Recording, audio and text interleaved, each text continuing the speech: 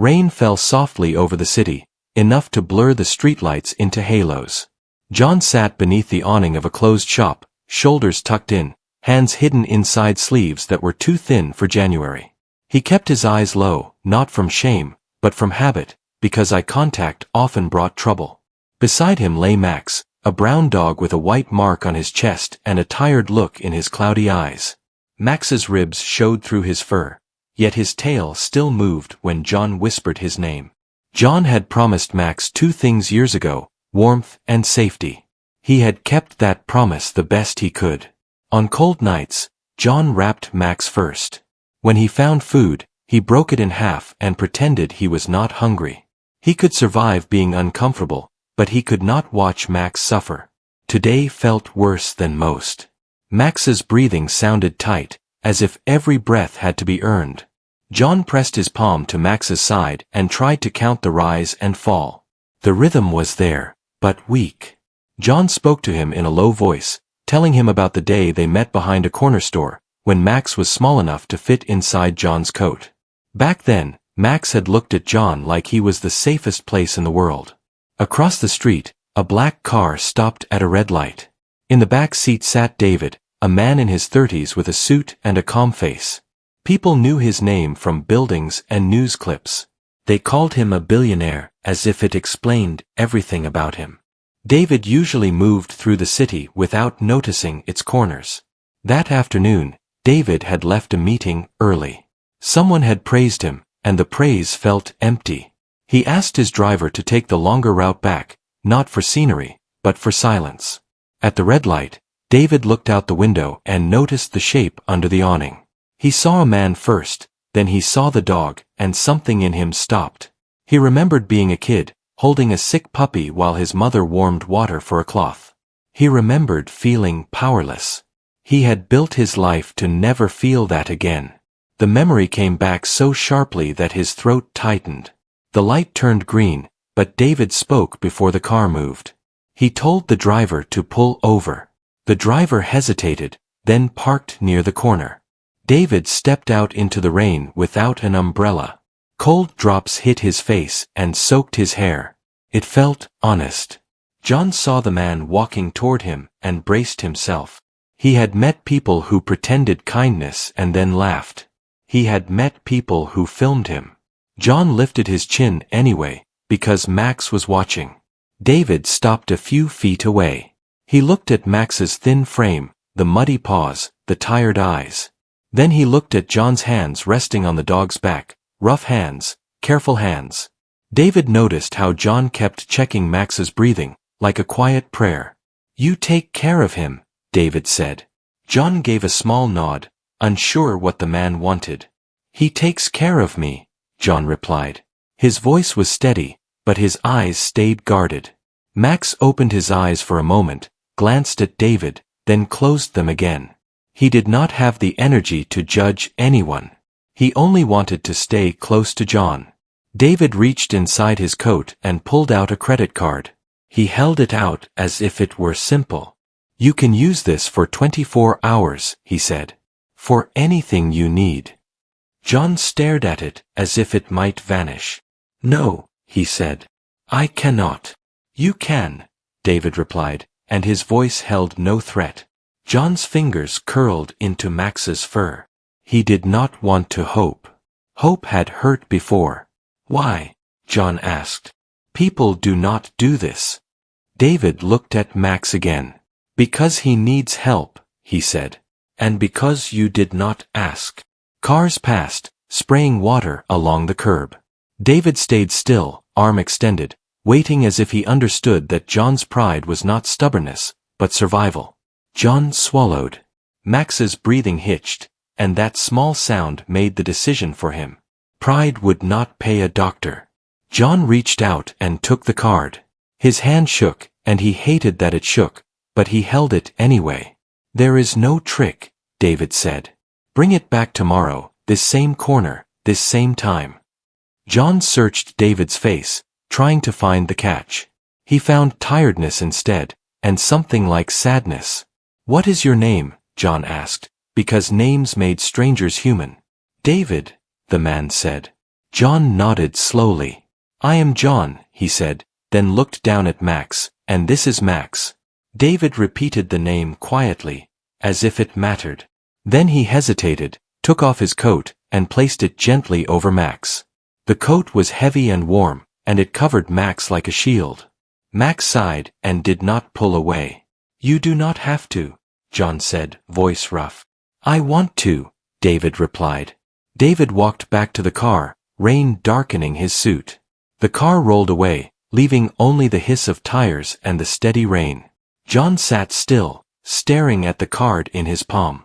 It felt like something from a dream, but Max's warm breath under the coat was real. John pressed his forehead to Max's head. "We have one day," he whispered.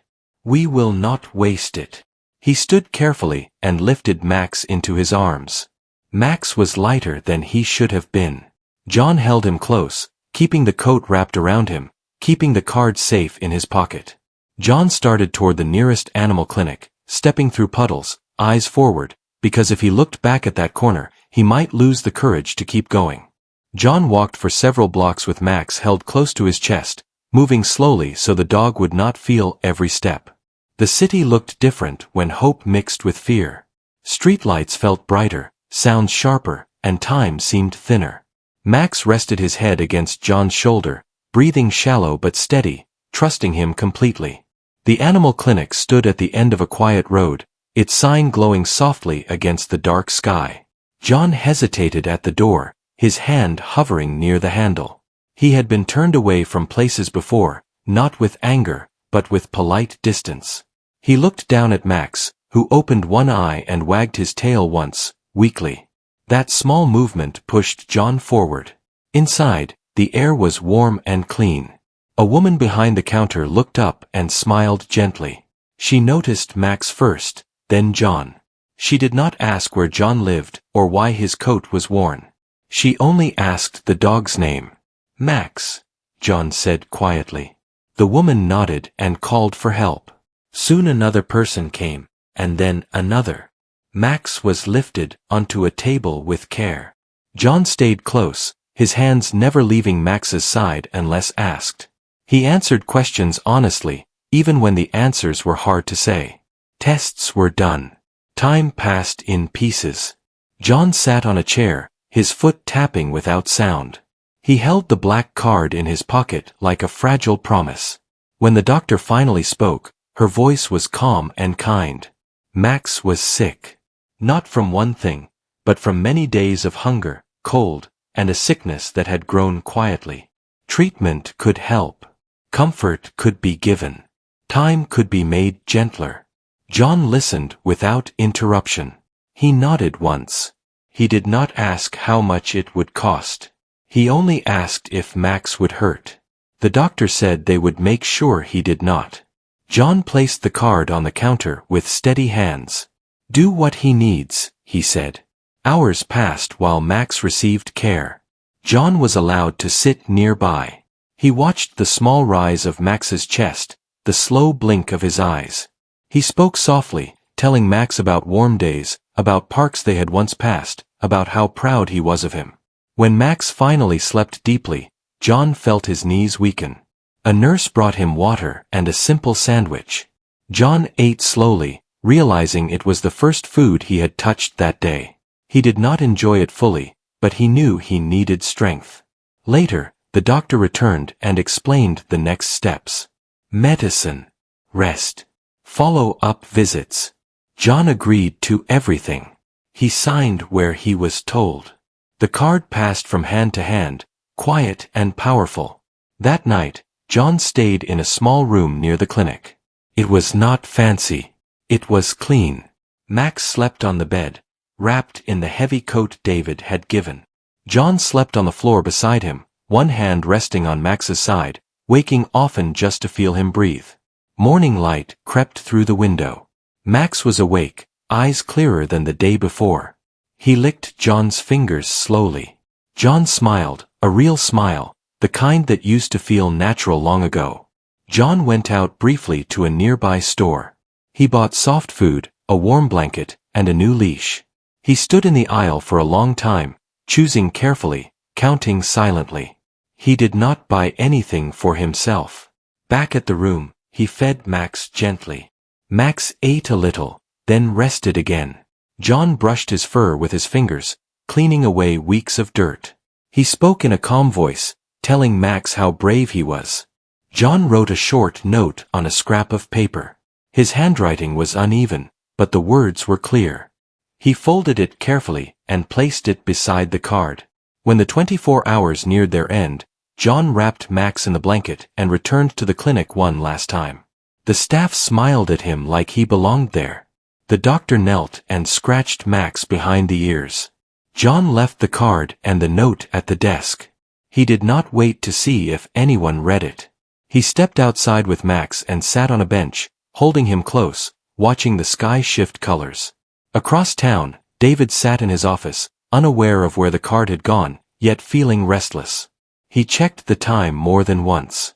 He told himself it was nothing, but his chest felt tight anyway. Back at the bench, John rested his forehead against Max's head. "We did good," he whispered. "No matter what happens, we did good."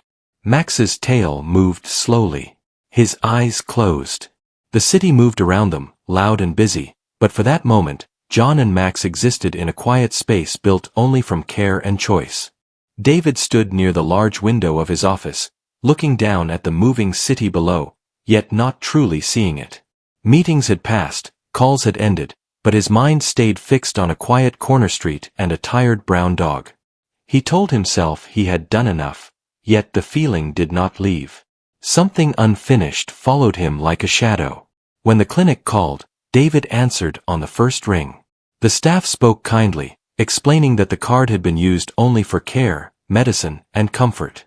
They mentioned a note left behind.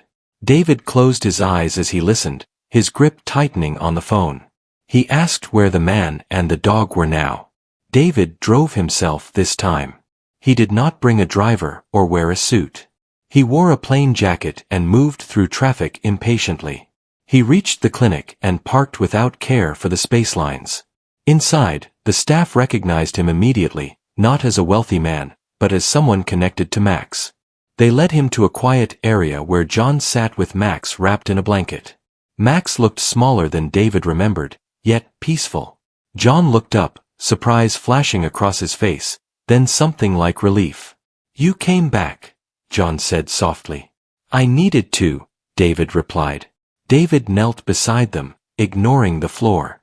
He watched John stroke Max's head in slow movements, each touch filled with attention. The way John stayed present made David feel both comforted and exposed. The doctor spoke gently, explaining that Max was stable but weak. The time ahead was uncertain, but there was no pain. David listened closely, nodding, absorbing every word.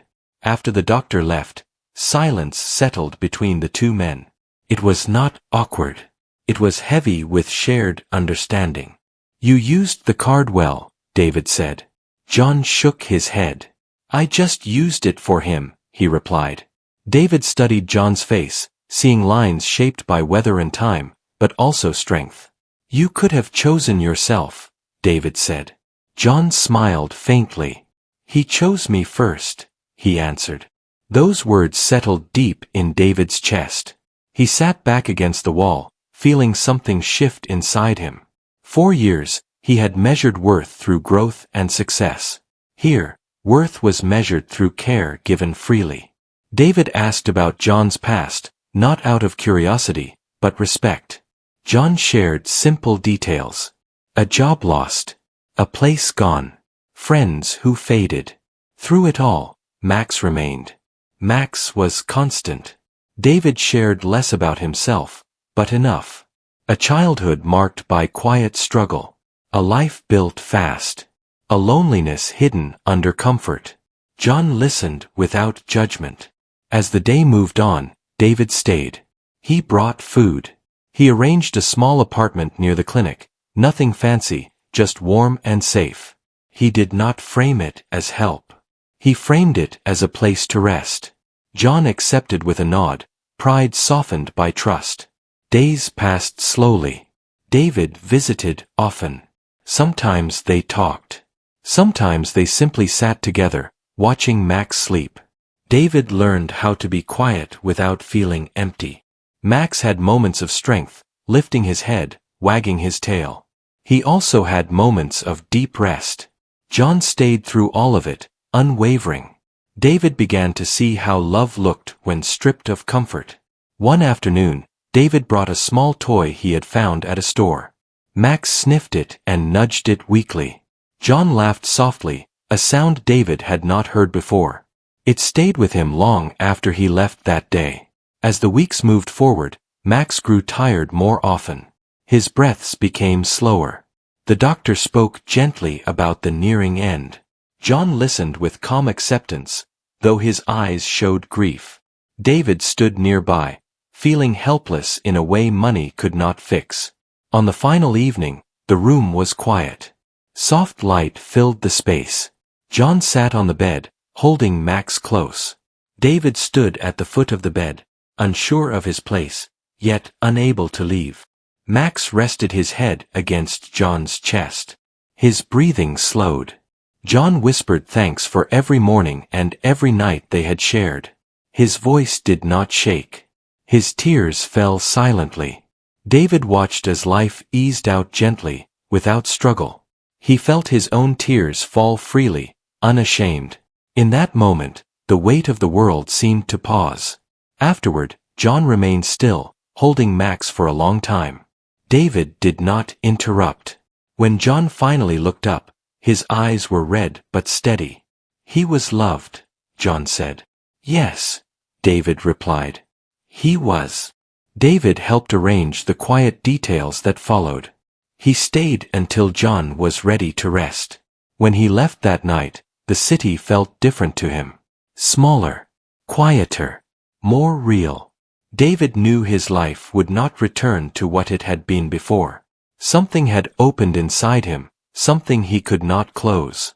He carried Max's memory with him, not as sadness alone, but as a lesson written in care and presence. John woke the next morning to a silence that felt heavier than any noise.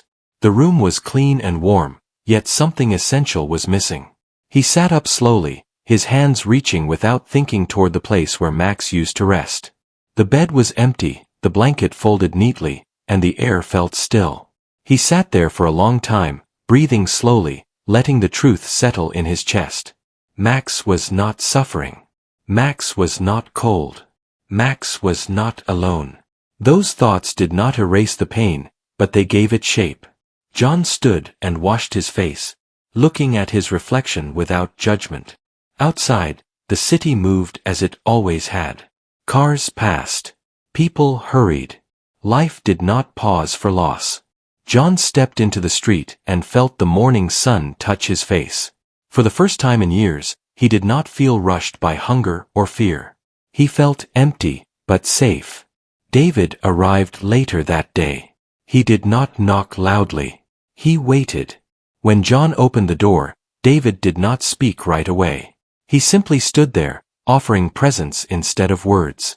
They sat together in the small room, chairs close, silence shared.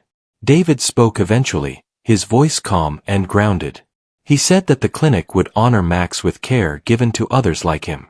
He said it would carry Max's name so it would not fade. He said it was not charity, but responsibility. John listened, his hands resting on his knees, his breathing steady. John nodded once, accepting the idea without pride or resistance. Max had given him more than companionship. Max had shown someone else how to see. That felt enough. Days turned into weeks. John remained in the small apartment. He cleaned. He cooked simple meals. He walked the nearby streets without fear of being pushed away. He still felt the absence of Max in every step, yet he also felt a quiet strength growing. David visited often. Sometimes they talked about simple things. Sometimes they spoke about the past. Sometimes they sat without speaking at all. David learned that silence could be full rather than empty. One afternoon, David asked John what he wanted next. John considered the question carefully. He did not answer quickly. He spoke about helping at the clinic. He spoke about feeding animals. He spoke about staying close to the place where Max had been cared for. David listened and made it possible without making it loud. John began volunteering. He cleaned spaces. He walked dogs. He spoke gently to animals who needed calm more than anything else. Staff members learned his name and trusted him. John found that helping others softened his grief. It did not remove it, but it gave it direction. Each animal he comforted felt like a quiet thank you to Max. David's life also shifted. He returned to work, but his priorities changed. Meetings felt different. Decisions carried new weight. He asked better questions. He listened more than he spoke. People noticed the change, though few understood it. David established the foundation quietly. It supported care, shelter, and comfort. It focused on dignity rather than attention. He insisted that no one be turned away for lack of means. When asked why, he simply said it mattered. Months passed. The seasons changed. John grew steadier. He laughed again, softly at first, then more freely. He still missed Max every day, but the memory no longer crushed him. It guided him. One evening, John and David walked past the old corner where everything had begun. The awning was still there. The streetlight still flickered. John paused and looked at the spot. "This is where he trusted the world again," John said quietly. David nodded, feeling the weight of that trust. He understood that trust was not given lightly. It was earned through action, not words. They continued walking, the city humming around them. David realized that wealth had not saved him. Love had. It had arrived through a man with nothing and a dog who needed everything. Years later, the foundation grew, but its heart remained the same. John became a familiar face at the clinic. New volunteers learned from him. Animals rested more easily when he was near. David visited often, not as a patron, but as a participant. He cleaned floors. He listened to stories. He stayed grounded. On the wall near the clinic entrance, a simple plaque hung. It held a single name. No title. No explanation. Just Max. People asked about it sometimes. John would smile and say that Max showed them how to care properly. David would add that Max changed his life without ever knowing it. As the sun set each evening, John would step outside and breathe deeply. He felt loss, but also purpose. He felt memory, but also peace. Max was gone, but his presence remained. It lived in every warm room, every gentle touch, every choice made with care. And in that quiet truth, both men found something they had never been able to buy.